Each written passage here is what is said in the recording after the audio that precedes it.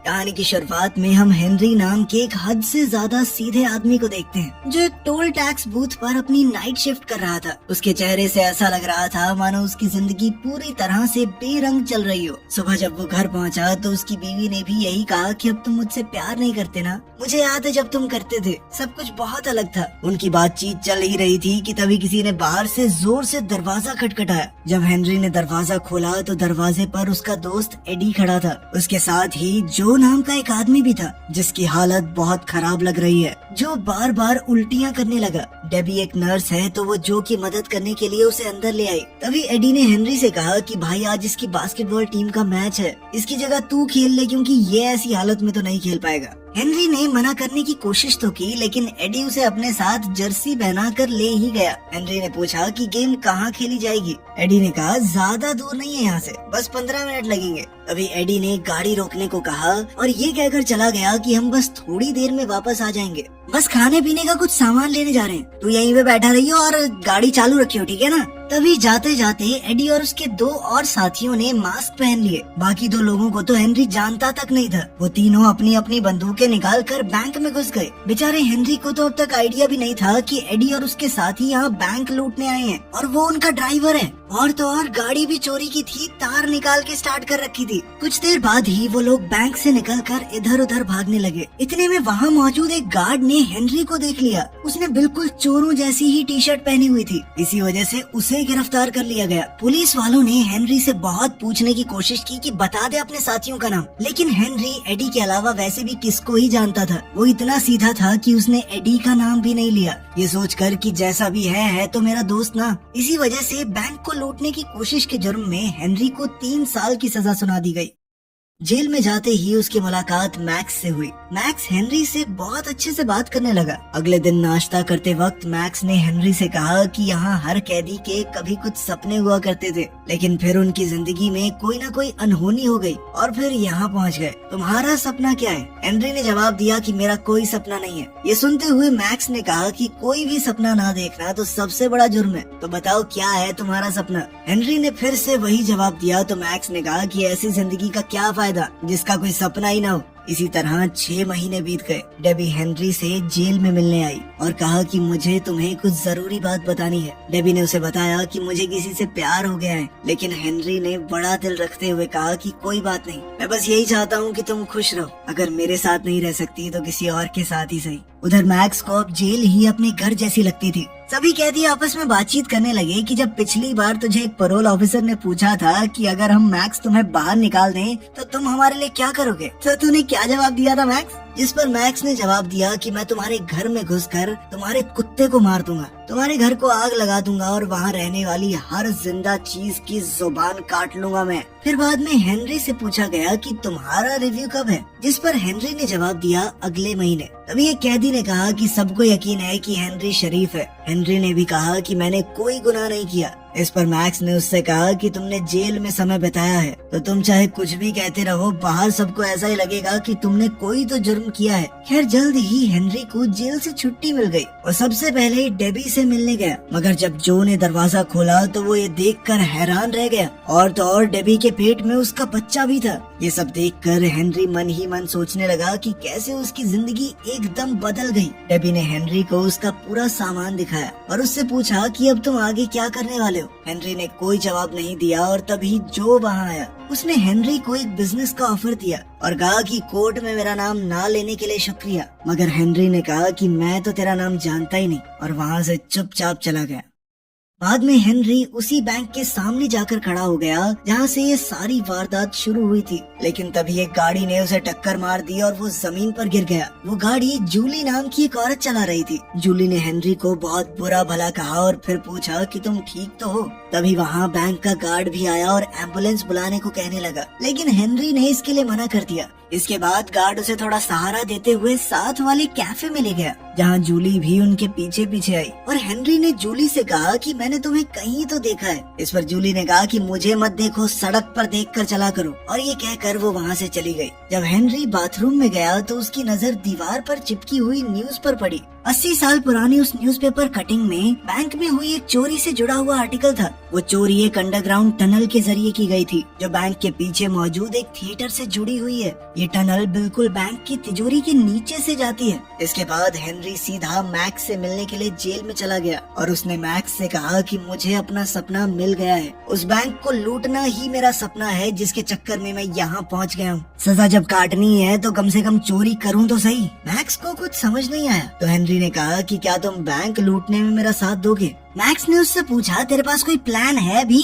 कि ऐसे ही हवा में चला हुआ है तू? जिस पर हेनरी ने कहा कि तुम चिंता मत करो, एकदम टॉप क्लास प्लान है मेरे पास। ये सब होने के बाद हेनरी थिएटर में चला गया और वहीं जूली भी अपने नाटक की रिहर्सल कर रही थी। जूली को नाटक करते समय उसका डायरेक्टर काफी डांटने लगा और कहने लगा कि तुमसे नहीं हो पाएगा ये सब। जिसके बाद जूली गुस्से में कॉफी पीने चली गई। जाते जाते उसने हेनरी से कहा कि कहीं तुम मेरा पीछा तो नहीं कर रहे। हेनरी ने मना कर दिया और उसके पीछे कॉफी शॉप तक चला गया। वहाँ कॉफी पीते पीते हेनरी जूलिया की एक्टिंग की तारीफ करने लगा। तभी जूली ने हेनरी से कहा कि उस एक्सीडेंट की कंप्लेन ना करने के लिए थैंक्स। और दूसरी तरफ जेल में मैक्स ने भी पैरोल अप्लाई कर दिया। कुछ सवाल पूछे जाने के बाद उसे भी छुट्टी दे दी गई। हेनरी ने मैक्स को पहले ही समझा दिया था कि ऑफिसर्स के सामने कैसे पेश आना है। जब हेनरी उसे जेल के बाहर लेने आया तो मैक्स उससे पूछने लगा कि तुम्हारी गाड़ी कहाँ है। हेनरी ने कहा कि मेरे पास गाड़ी नहीं है। दरअसल हेनरी पैदल ही मैक्स को लेने आ गया था। इस पर मैक्स भड़क गया कि किस पागल के चक्कर में बाहर आ गया मैं। हेलो, वापस ले लो मेरे को, मुझे बाहर नहीं जाना। लेकिन जब हेनरी ने अपना प्लान मैक्स को बताया तो मैक्स ने हैरान होते हुए कहा कि यही तुम्हारा प्लान है। सेम इसी तरीके से 80 साल पहले बैंक को लूटा गया था और तुम्हारे पास बंदूकें वगैरह हैं क्या? लेकिन हेनरी ने इसके लिए भी मना कर दिया, ये कहते हुए कि मैं किसी को नुकसान नहीं पहुंचाना चाहता। इस पर मैक्स ने कहा कि हाँ बे मदर टेरेसा, बहुत अच्छी बात है, लेकिन पिछली बार जब चोरी हुई उसके बाद ये भी तो हो सकता है कि बैंक वालों ने तिजोरी की लोकेशन बदल दी हो और अब वो उस टनल के ऊपर हो ही ना। इस बात का पता लगाने के लिए उन्हें बैंक जाना होगा। बैंक में जाकर वो वहाँ के असिस्टेंट मैनेजर से मिले। उन्हें अंदर जाते हुए बैंक के गार्ड ने बहुत ध्यान से देखा। मैक्स ने बैंक के असिस्टेंट मैनेजर से बातचीत करते हुए बड़ी ही चालाकी से ये बात कंफर्म कर ली कि जब से बैंक को बनाया गया है तब से उसकी तिजोरी को कभी भी अपनी जगह से हिलाया नहीं गया। उसने ये सब इतनी चालाकी से किया कि मैनेजर को घंटा शक नहीं हुआ, लेकिन गार्ड की नजर अब भी उनके ऊपर थी। इसके बाद दोनों उस टनल की जाँच करने के लिए थिएटर में गए। वहाँ जूलिया हेनरी को फिर से देखकर हैरान हो गई और इस बार तो मैक्स भी उसके साथ था। लेकिन तभी मैक्स बोल पड़ा कि जब मैं जवान था तो मैंने यहाँ बहुत सारे प्लेस किए हैं, मैं हेनरी को यही दिखाने यहाँ लाया हूँ। आपको कोई एतराज तो नहीं अगर मैं थिएटर को अंदर से देख लूं? अंदर जाते हुए जूली ने मैक्स से पूछा कि वो कौन कौन से नाटक यहाँ कर चुके हैं, तो मैक्स ने सीधा शेक्सपियर का नाम ले दिया। फिर मैक्स ने कहा कि मेरी यहाँ बहुत सी यादें हैं, तो मैं थिएटर का कोना कोना देखना चाहता हूँ, जिसके लिए मैक्स को परमिशन मिल भी गई। मैक्स के जाते ही जूली ने हेनरी से पूछा कि ये तुम्हारे पिता हैं क्या? जिस पर हेनरी ने जवाब दिया कि नहीं नहीं, अच्छा दोस्त है सिर्फ। दूसरी तरफ थिएटर का एक आदमी मैक्स को थिएटर दिखाते हुए टनल वाले दरवाजे के पास ले गया और मैक्स उसका जायजा लेने लगा। दूसरी तरफ जब जूलिया ने हेनरी से सवाल किया कि तुम क्या करते हो, तो हेनरी ने सीधा सीधा बता दिया कि मैं हाल ही में जेल से छूटा हूँ, अभी तो कुछ नहीं करता। जूलिया चौंक गई, जेल में क्यों थे तुमने कोई मर्डर वगैरह किया होगा ना? जिस पर हेनरी ने कहा कि एक लंबी कहानी है, फिर कभी सुनाऊंगा। जिसके बाद उन्होंने आज शाम को डिनर पर मिलने का प्लान बनाया। घर जाकर मैक्स ने हेनरी को बताया कि वो टनल एक ग्रीन रूम की दीवार से जाती है, तो हमें कुछ भी करके उस ग्रीन रूम को हथियाना पड़ेगा। लेकिन हेनरी का ध्यान तो सिर्फ तैयार होने में था, क्योंकि जूली के साथ डेट पर जो जाना है। और उसने मैक्स से पूछा कि मैं कैसा लग रहा हूँ, तो मैक्स ने हंसते हुए कहा कि हमेशा की तरह अपने जैसे ही लग रहे हो, और जाओ अपनी डेट एंजॉय करो, बाद में करेंगे प्लानिंग। उनकी डेट के दौरान जूली ने हेनरी को बताया कि मैं बहुत बड़ी एक्ट्रेस बनना चाहती हूँ, मैं चाहती हूँ कि सब लोग मेरा नाम जानते हो। उनकी डेट के दौरान हेनरी ने जूली को पूरा सच बताया कि किस तरह उसे जेल हुई थी और अब वो सच में बैंक लूटना चाहता है। जूली उसका प्लान सुनकर हैरान तो काफी हो गई थी, लेकिन अब उसे हेनरी का साथ पसंद आने लगा था। फिर दोनों घर आ गए और अब उनके बीच की नजदीकियाँ बहुत ज्यादा बढ़ गई। अगली सुबह हेनरी और जूली मैक्स के घर गए, मगर मैक्स जूली को देखकर खुश नहीं था। तो हेनरी ने मैक्स से कहा कि टेंशन मत लो, ये हमारे साथ ही काम करेगी। लेकिन तभी मैक्स हेनरी को साइड में ले जाकर उस पर भड़क गया कि तुमने इसे पूरा प्लान क्यों बताया। थोड़ी देर बाद खाना खाते वक्त जूलिया ने मैक्स से सवाल पूछा कि तुम जेल में क्या कर रहे हो, जिस पर मैक्स ने बताया कि मैंने कई खून किए हैं। इस पर जूली ने उससे पूछा कि तुमने इतने सारे मर्डर किए, तुम्हें पकड़े जाने का डर नहीं था। इस पर मैक्स ने कहा कि मुझे जेल जाना पसंद है, मेरी तो फेवरेट जगह है वो। थिएटर जाते वक्त जूली और हेनरी को आइडिया आया कि क्यों ना हम इस थिएटर में ऑडिशंस रख दें, इससे हम ज्यादा से ज्यादा वक्त यहाँ बिता पाएंगे।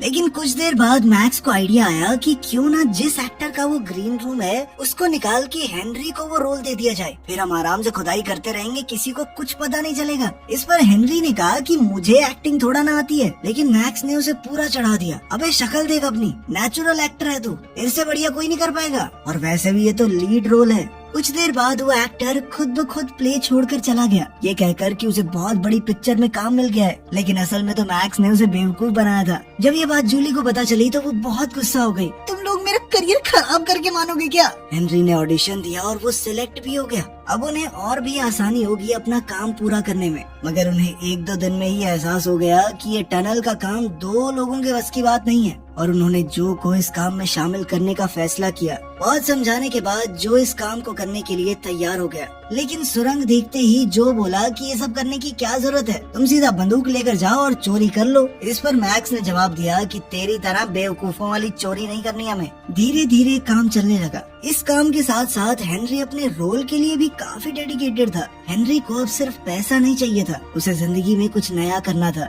एक रात जब वो अपना काम करके घर जा रहे थे तो उस बैंक वाले गार्ड ने उन्हें रोक लिया, जिसने हेनरी को गिरफ्तार किया था। पुलिस वाले ने कहा कि तुम वही हो ना जो बैंक लूटने वालों के साथ था, और अब भी मैंने तुम्हें बैंक के पीछे से कई बार थिएटर जाते हुए देखा है, मैं इस बार कोई गड़बड़ नहीं होने दूंगा। हेनरी ने पुलिस वाले को अपने साथ चलने को कहा और फिर गाड़ी को एक शांत जगह पर ले गया। हेनरी ने उससे पूछा कि तुम चाहते क्या हो, तो फ्रैंक ने बताया कि हर महीने एक बार एक ट्रक हमारे साथी पार्टनर बैंक्स में जाता है, सारी करेंसी को लेकर एक जगह इकट्ठा करता है। इस बैंक की तिजोरी में उस वक्त 100 करोड़ से भी ज्यादा रुपए रखे होते हैं। कोई बेवकूफ ही होगा जो बैंक को किसी और समय लूटने की कोशिश करेगा। मैं अंदर से तुम्हारा आदमी बनकर अलार्म सिस्टम में तुम्हारी मदद कर सकता हूँ। अगले दिन थिएटर में जूली के रोने वाले सीन के दौरान डायरेक्टर ने उससे कहा कि तुमने कभी किसी से प्यार नहीं किया ना, दिल नहीं टूटा तेरा कभी, यही तेरी दिक्कत है। बिना इस फीलिंग के तुम कभी एक महान एक्ट्रेस नहीं बन पाओगी। फिर 5 मिनट का ब्रेक हो गया। जूली बाथरूम में जाकर रोने लगी।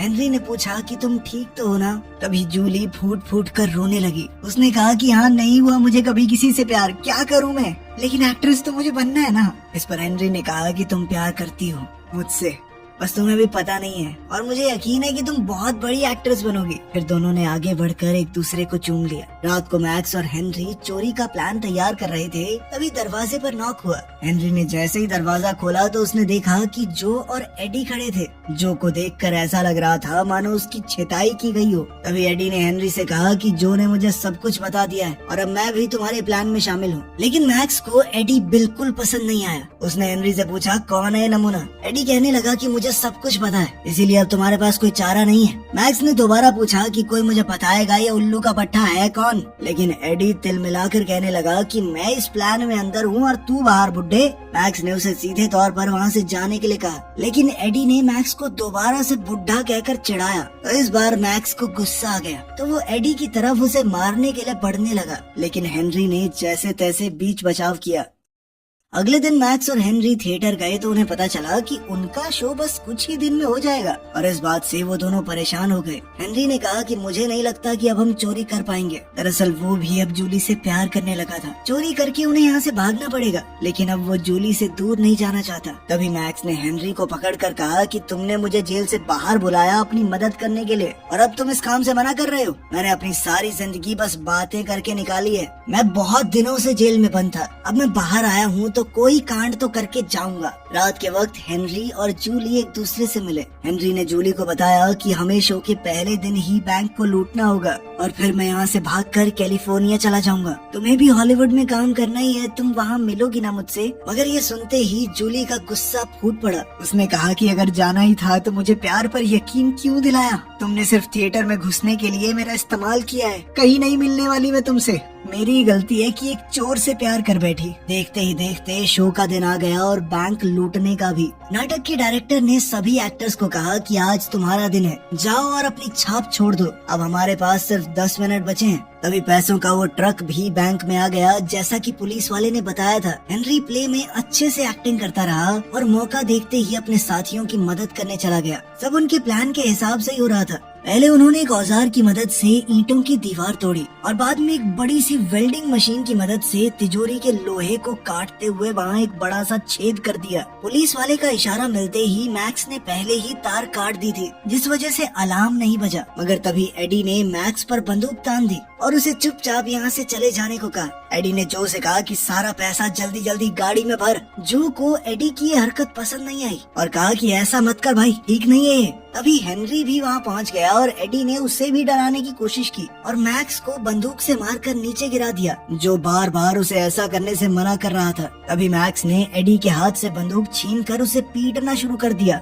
इस सब के दौरान गोली चल गई जो हेनरी की टांग को छूते हुए चली गई। उधर थिएटर में हेनरी का सीन आने वाला था तो वो जल्दी से जैसे तैसे थोड़ा लंगड़ाते हुए अपना सीन करने निकल गया। ऊपर एडी को बढ़िया तरीके से पीटने के बाद मैक्स ने उसके हाथ पाँव और मुंह बांध दिए और थोड़ी देर बाद हेनरी, मैक्स और जो सारा पैसा लेकर वहाँ से रफू चक्कर हो गए। हेनरी अचानक से गाड़ी रोकने को कहने लगा। जो और मैक्स को समझ नहीं आया कि वो ऐसा क्यों कर रहा है। उन्होंने गाड़ी रोक भी दी। हेनरी ने उन्हें ये कहकर भाग जाने को कहा कि मैं तुम्हें बाद में मिलूंगा। जब जो ने मैक्स से पूछा कि ये कहाँ गया है तो मैक्स ने जवाब दिया कि भाड़ में जाने दो इसे, तुम बस गाड़ी चलाओ। हेनरी भागते हुए वापस थिएटर में पहुंचा। जूलिया स्टेज पर एक्टिंग कर रही थी। तभी हेनरी थोड़ा लंगड़ाते हुए जल्दी से स्टेज पर चढ़ गया। उसने जूलिया से कहा कि मैं तुमसे दूर नहीं जा सकता, मैं तुमसे सच में प्यार करता हूँ और तुम्हारे बिना नहीं रह पाऊंगा। उधर नाटक में भी ऐसा ही कुछ चल रहा था तो ऑडियंस को लगा कि वाह, ये लोग तो कुछ अलग कर रहे हैं, क्या सीन है। और वो सभी लोग जूलिया के हाँ बोलने का वेट करने लगे। अभी डायरेक्टर ने भी सारी लाइटें थोड़ी डिम कर दी और जूलिया को हाँ बोलने को कहा। अब जूलिया को भी यकीन हो गया था कि हेनरी सच में उससे प्यार करता है और एक लंबे सन्नाटे के बाद जूलिया ने हाँ तो नहीं कहा, लेकिन उसके चेहरे के हाव भाव ने सब कुछ जाहिर कर दिया। चलो आखिर में हीरो को हीरोइन मिल गई, पैसा तो वो ले ही लेगा। वीडियो